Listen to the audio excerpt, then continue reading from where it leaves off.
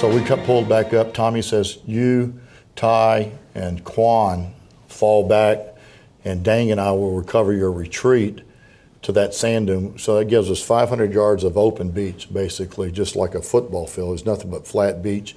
And like I say, there's no vegetation they could have used. There's no sand dunes they used. So there have been open targets coming. And then we had, from that dune, we had another 300 yards from there to the ocean.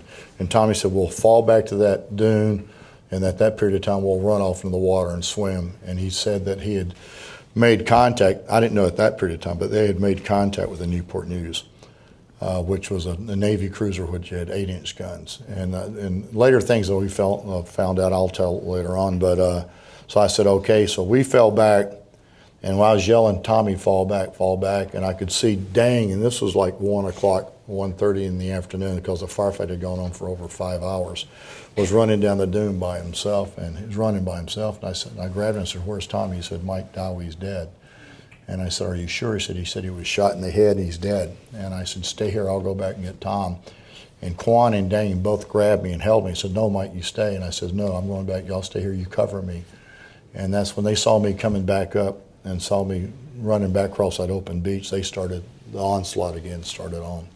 And at that period of time, we had already had some of their other guys coming around the corner. And they were overtaking Tom's position when I eliminated several other people up there. And I picked Tommy up. He was shot through the left temple, and the bullet had exited through his forehead, and the whole front lobal part of his front brain was gone. His cheekbone was gone. His eye socket was completely gone, and I thought he was dead. So I picked him up, and I started running down from that bunker, which, like I say, was 25 to 30 feet high. I mean, when you have any measuring tapes. But I heard the first 8-inch round coming in. And later on, I found out Tommy had gave him the coordinates and told him to fire for effect. And there were hellacious gunners, because he told them to fire inside the southern of the bunker, and that's where the first round landed.